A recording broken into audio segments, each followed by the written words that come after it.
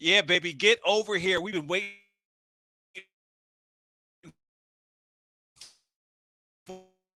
for you. Welcome to the Sixers Talk podcast, brought to you by Wilmington University. Wilmington Works, Danny Pommells, Noah Levick, Sixers Hoops.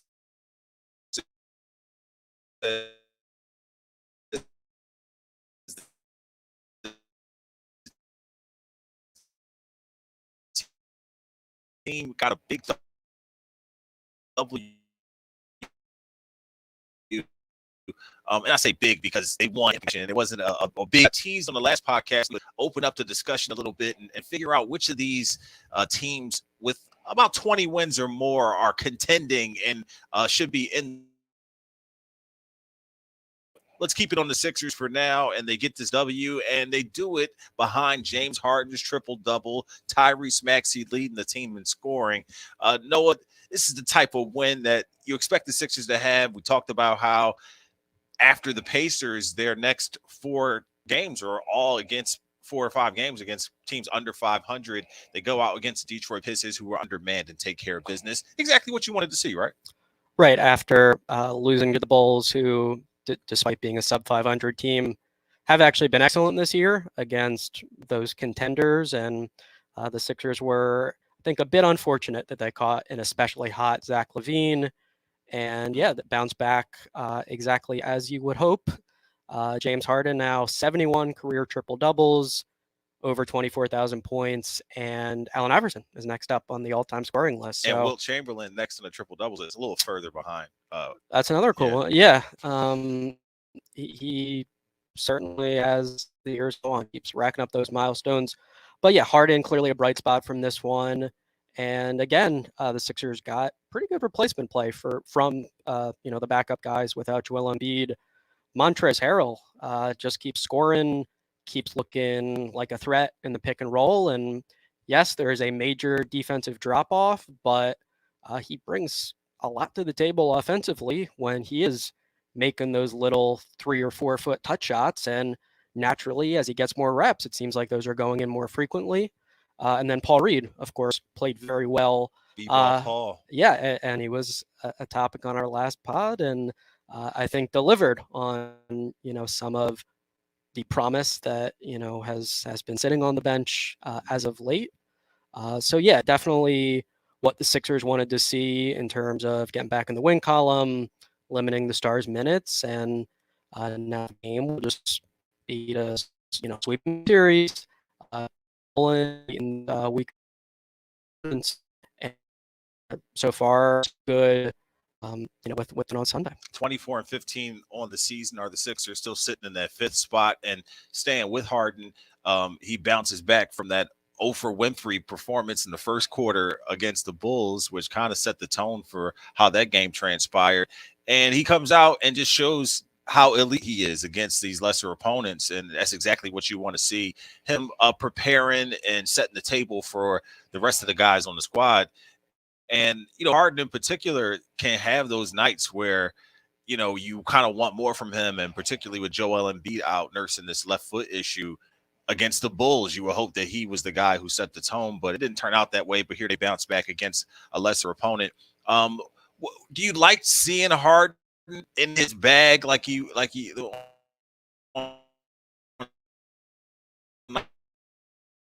nights like last night?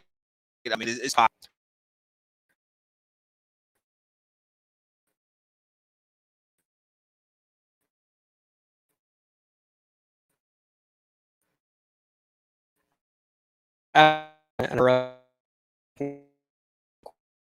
Where Detroit had got the Sixers late.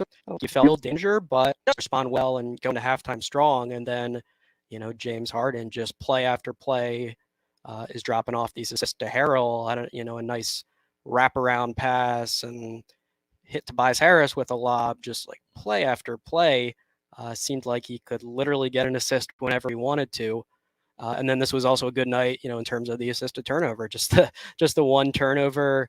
And gave the Sixers brilliant point guard play and made the Detroit Pistons look like a very young, not especially high quality basketball team. So no, definitely just entertainment wise, James Harden, when he's in a groove, is still really fun to watch.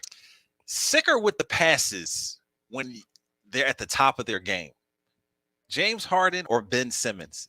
If you had to choose one, who's got the nastier passing game? Just totally overall, I think I would go with James Harden. Well, yeah. we can't go body of work, because obviously Harden has a much better body of work. But if you're like at the top of their game when they really got it going on,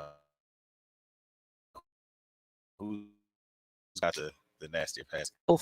Interested by ways that they weaponize their passing that are, I think, unique. Yeah.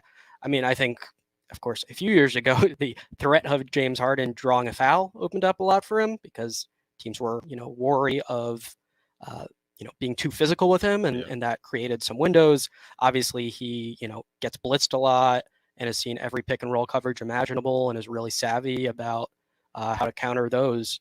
I think Ben Simmons just has the extraordinary physical gifts and the size and the speed, and also really tremendous vision in the open floor. But I think James Harden is excellent both in transition and in the half court, and just as an offensive player overall is, without exaggeration, one of the best this league has ever seen. So I think, I'd have to think closely if we were going category by category and getting really granular. But yeah, better passer. I do think I would go with James Harden, and not intending to disrespect Ben Simmons at all, who I think remains a really excellent passer. Yeah, Harden probably has a deeper bag, like you mentioned. Yeah, the half court passing game, out of the pick and roll. Yeah, just like those passes. Exactly. Yeah, the little pocket passes, and just the way he knows how to get defenders on his hip and read the low man and make the skip passes, and just has every possible tool, and has seen every possible defense. Whereas, of course, that's not really the case for Ben Simmons, because most defenses play him the same way, of giving him a lot of space. So I think that has led to James Harden over the years developing more tricks in his passing game, as for instance, not a one-dimensional passer, but has not expanded perhaps in the way that James Harden has. A big game last night for Tyrese Maxey, and not necessarily as far as his points or percentage-wise, but the fact that this is his third game starting. He's working his way back from missing almost 2 months with that foot injury.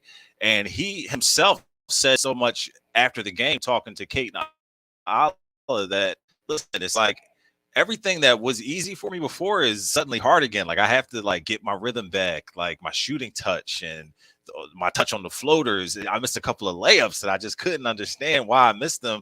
But it just, basketball is definitely one of those games where working the rust off does not come all at once. It comes over a progression of time, particularly when you're talking about running and being full speed and game speed and whatnot. But Maxey feels like he's getting closer to that, and you can see, him coming along.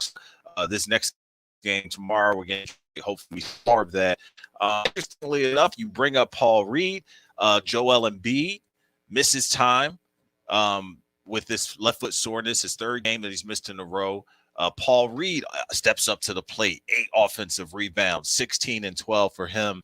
And we talked about it on the last podcast, where we thought that Doc Rivers, I don't know, the way he mets out the time doesn't always quite equate to giving Paul Reed prime opportunities to show what he can do. But last night, the opportunity arose. PJ Tucker out with a non-COVID illness, and Paul Reed, just all the great fun things you enjoy about him, you got to see last night.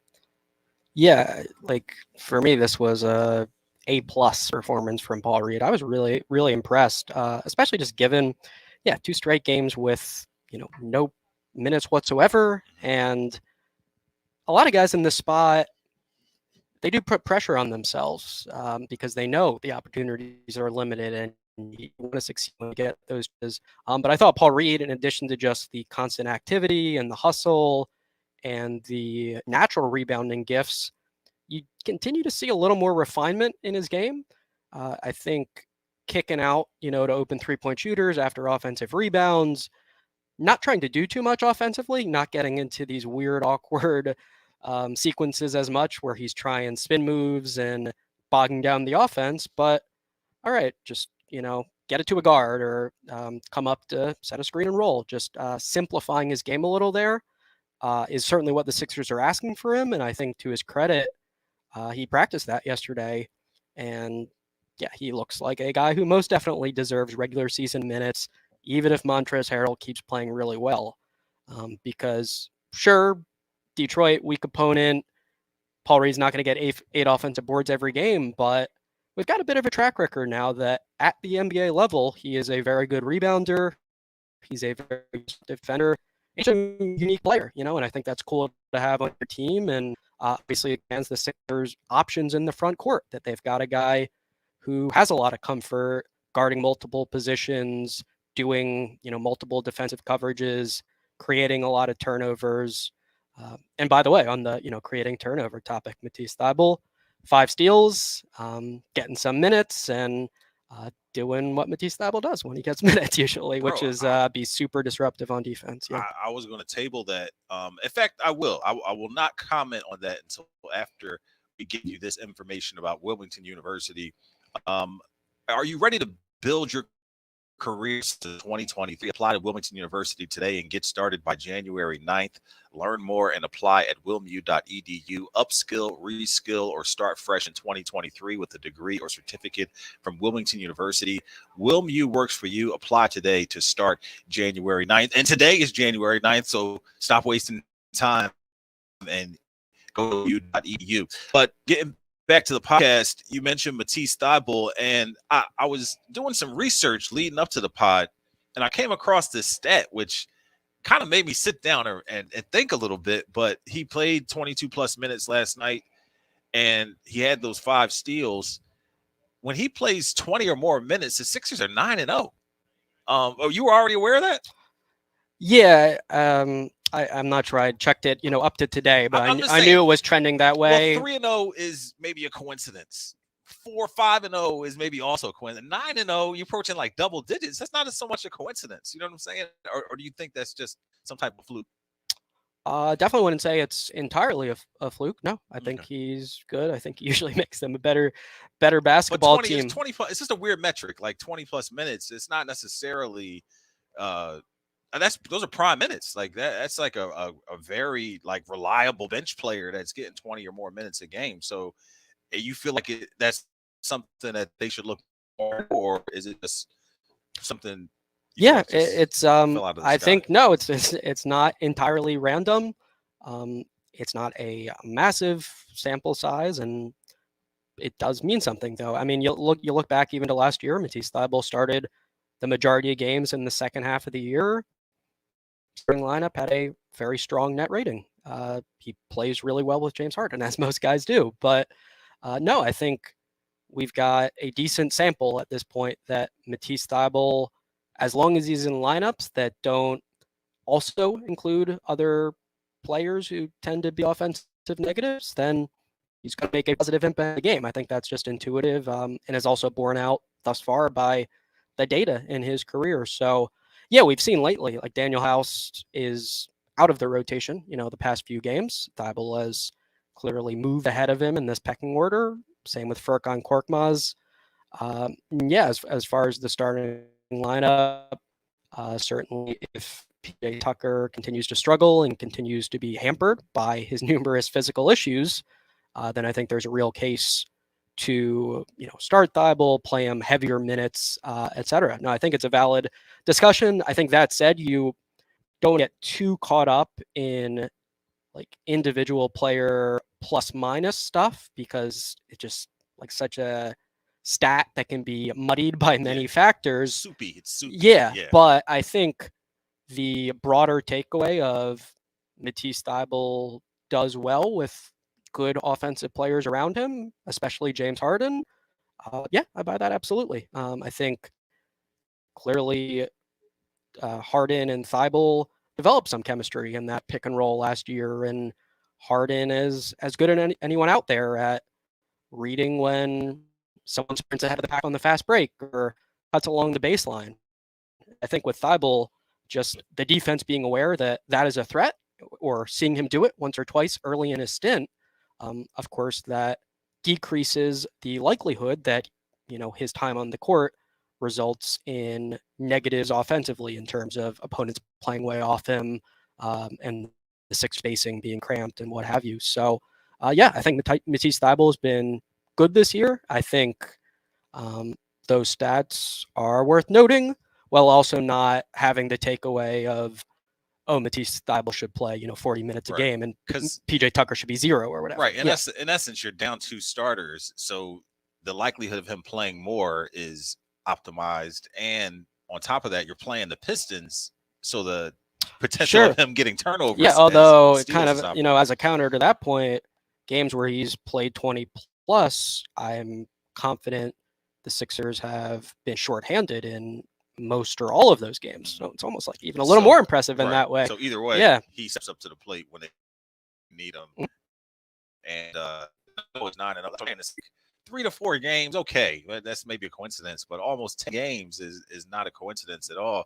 And for a guy who the city fell in love with really quick and then maybe fell out of love with him maybe almost as quick, I drive by that mural of him on Garage at Front and Girard like all the time, which is a pretty sweet mural. And that was definitely during the rookie sensation time, and him being not a known quantity at that point. But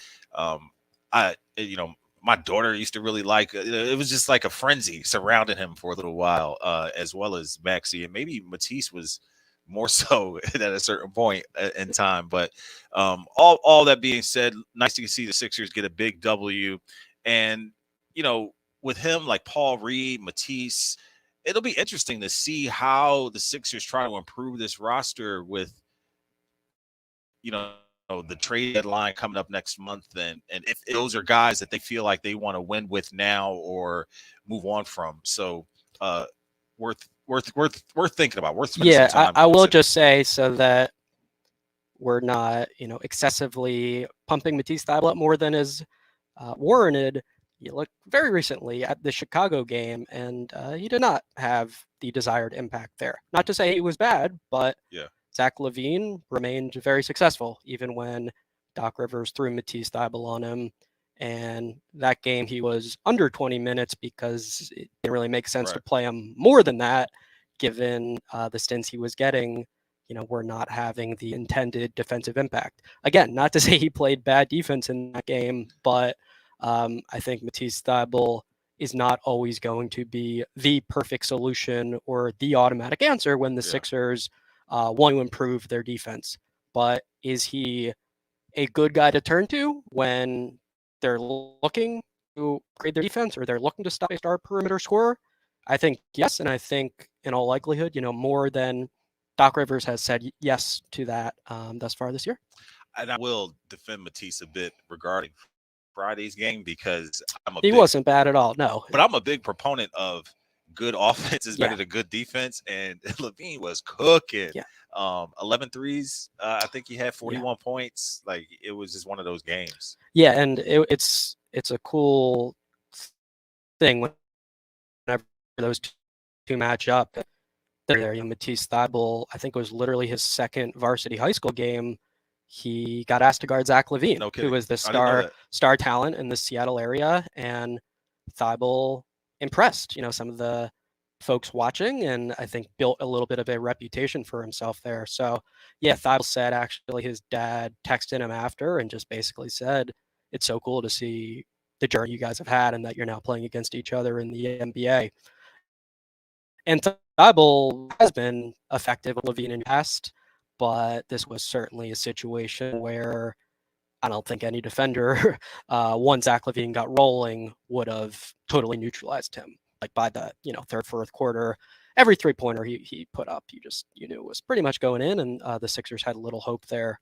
But definitely Matisse Thybulle has expanded more and more on that defensive reputation since the high school days, and I know there are a lot of opinions about him and whether his defense is overrated, whether Doc Rivers underrates him, etc. But I think we can all agree he's still an outstanding defender. He's still a special defender. And to your point about the buzz around him and the positive feeling, we shouldn't take for granted that this is a unique talent and a unique player the Sixers have on the roster and perhaps can use a bit more. Yeah, all defense caliber player for sure. And the Sixers didn't start the weekend the way you want, but they finish it on a bright note. The Detroit Pistons. I'll get into some larger NBA points here in a second. But before we do, we want to let you know that if you are injured for over 70 years, Lundy Law has been the #1 personal injury law firm in Pennsylvania, New Jersey, and Delaware. Their services are exemplary. Their results are exceptional. Call 1-800-LUNDY-LAW to get the money you deserve. Opioid addiction is a national public health crisis. The Someone You Know podcast from the Independence Blue Cross Foundation offers inspiring stories that challenge stigma, offer hope, and humanize the disease of the new season 3 of Someone You Know on all major podcast platforms. The last time we joined you guys as we're here live from Rivers Casino. Thanks for tuning in on YouTube and all of the social media platforms, Facebook and Twitter. On the last podcast, I talked about the point of the East being a stacked conference, and stacked meaning that a lot of the teams are only separated by a few wins, and the Miami Heat in 7th place have 21 wins, and I think the Celtics in 1st place have 28. So it just gives you an idea of where everyone is in between. The Sixers sitting 5th at 24 and 15.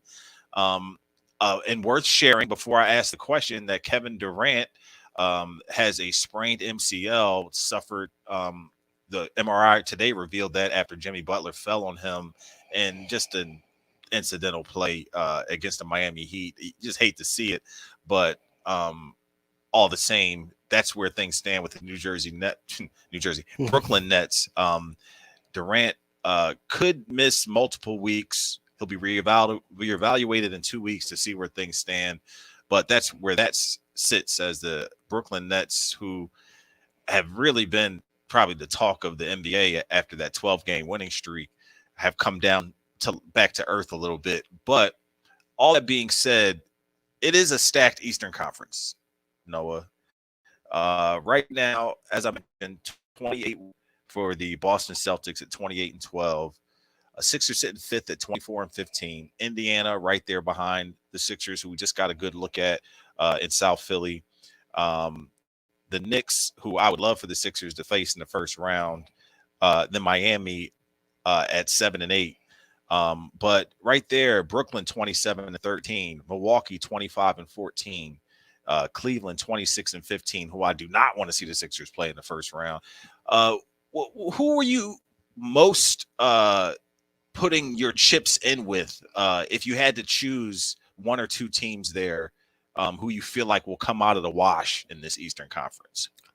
Yeah, I think because it still is so tightly packed, I would stick of Boston and Milwaukee are still threat in the conference. Obviously, the Celtics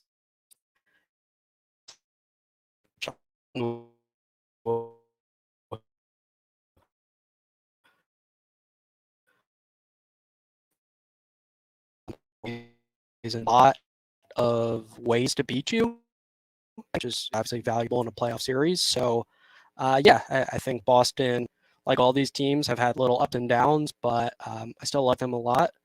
There's definitely been some concerning trends with the Bucks, who allowed 4 and 6 in their last 10.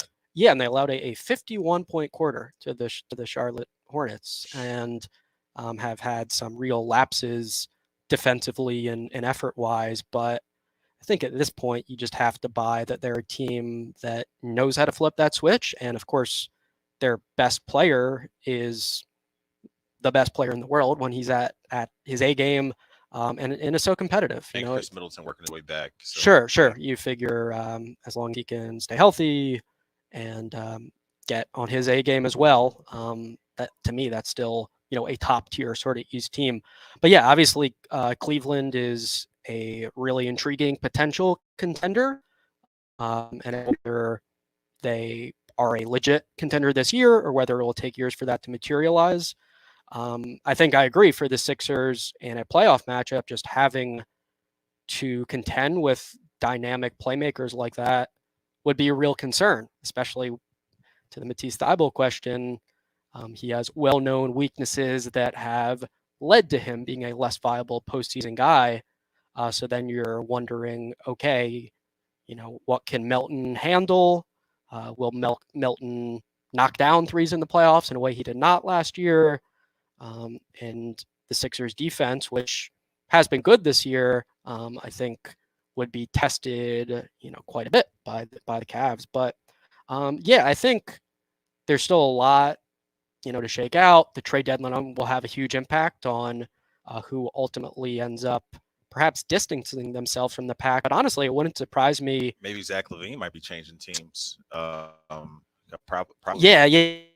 Yeah, the Bulls and like big, X factor sort of team at the deadline. Yeah. And yeah, it was interesting, just hearing the Chicago perspective from Billy Donovan pregame when they were in Philly. And he was very thoughtful on the deadline approach and how, his hope as a coach who's in it with these guys every day is they figure this out and this version of the team is capable of playoff success. But I think unless the Bulls really are tremendous, heading up to the deadline, they might not buy that, and it might make sense to make a big deal, trade a Zach LaVine, trade a DeRozan, and look to make moves there in a future-oriented direction. So, yeah, lot to shake out in the East, but to the broad question, I think Boston and Milwaukee are still teams not to be terrified by, but to be worried about if you draw them in a playoff series. Yeah, I think we agreed on that in our preseason picks. I I'm definitely afraid of the Brooklyn Nets, though. I just really feel like, you know, Mark Jackson on the Sixers pre and post game talks a lot about how, as a scorer, he enjoyed playing on the road more than at home. And it was just that me against the world mentality that kind of made him, you know, even more invigorated when he got out on the court. So that's what I see coming up, Clint. It's like, it feels like the walls are like closing in on him, but all of a sudden they just gather everybody around and decide, we all we got type of thing. And they roll off these dozen wins in a row, and Kevin Durant's Kevin Durant, Kyrie Irving's hitting game winners, and like all's forgiven, winning the ultimate perfume. So I feel like that's the team that I feel like I will be watching the most to see how things transpire. Like you said with the Celtics and the Bucks, we've seen them do it. We kind of know what to expect. I do feel like Kevin Garnett made a tweet the other day about how much he enjoys watching the NBA offensive prowess and all these players and teams scoring so many points. But he's like, but where's all the defensive guys that's going to try to step up to slow these guys down or foul out trying to do it? And it made me think like that's just the way it used to be. It just used to be like a challenge every night of, a Rodman, Bruce Bowen, just certain guys who were going to try to go out there and just neutralize, the player on the opposing team. So I feel like the Celtics, like with Marcus Smart, Robert Williams, Grant Williams, these are guys that I feel like they have multiple guys who can score, as we know, and then they have these other guys who can also like stop you defensively. So I think it's the Celtics and the Nets who are the most imposing to me. I feel like the Bucks with Drew Holiday and his a little older, in basketball terms, and then Chris Middleton's injury might not be what they expect, but the Sixers have to avoid one of those 7-game first round matchups. And I just don't think that they can expend that much energy trying to beat a first round opponent in order to make it to the Eastern Conference Finals with the way that, we've seen them be in these dogfights in the past. You know what I'm saying? And I kind of said a lot and have been talking, but I just feel like the Celtics and the Nets are the teams I fear the most. And for the Sixers, I fear that 4-5 matchup or just a really strenuous first round series. It's just the way I think about it. Yeah, I hear you on wanting to take care of business as quickly as possible, but I think ultimately, if you were to look back at the odds of a deep playoff run, it's probably not affected that much by 7 games versus 6 or 5. I think it's more so injuries would be my concern for the Sixers. And one, do they reach the postseason healthy? And then two, do they avoid this now unfortunate yearly trend of Joel Embiid, getting hurt in the early stages of the playoffs? Right. If they're fully healthy and everything's clicking, everyone's available, it's a real talent team. They do have something with this 3-guard lineup though that we haven't seen in the past, and with Melton, Harden, and Maxey. It just seems like something that they can play with that gives other teams, will cause them trouble trying to slow those guys down. So I feel like that's something new, and maybe it's just add Melton to the fold or however you want to look at it, but he just brings so much versatility and interchangeableness that it makes me feel like that would be an issue for teams that they might face and match up with. Yeah, and you look across the league, I think every team values the lengthy 3-and-D going now with the playoffs in mind, just the idea that those guys tend to be playable in most situations. And the Sixers, with the 3-guard lineup, I think can trouble teams with their speed and with their, dynamism and ability to just test opponents in that way. So, yeah, definitely about the idea of the Sixers exploring that more, figuring out ways they can effectively use Melton as a screener and get Tyrese Maxey good looks on the second side of actions, and perhaps incorporate PJ Tucker here and there in ways that enable him to develop some offensive rhythm. So yeah, no, 3-guard lineup could be a cool tool in the Sixers bag, I think, when the playoffs arrive. Yeah, a lot of unanswered questions for all these teams, and the trade deadline will clarify some. But I think regardless, like, we're probably going to enter the postseason with a tightly bunched, standings situation, and a lot of uncertainty about who's the true cream of the crop. And the playoffs will tell us, how that ultimately pans out. We're at the halfway point, brother. 28-12 are the Celtics. The Sixers 24-15. By the end of the week, we'll be halfway through, 41 games in. So it'll be interesting to see how this second half of the season plays out. And just to end on a lighthearted note, as we're running out of time here, I read an article from Kai Carlin of SportsWire USA Today that George Niang would like to participate in the 3-point contest. And I could see that slow release getting some buckets in the 3-point contest at the All-Star weekend. That had to be, you got to be optimistic. This is funny. I'll have to check this out. I think I might have, gotten that idea in God's head a little, because I was staring at Niang.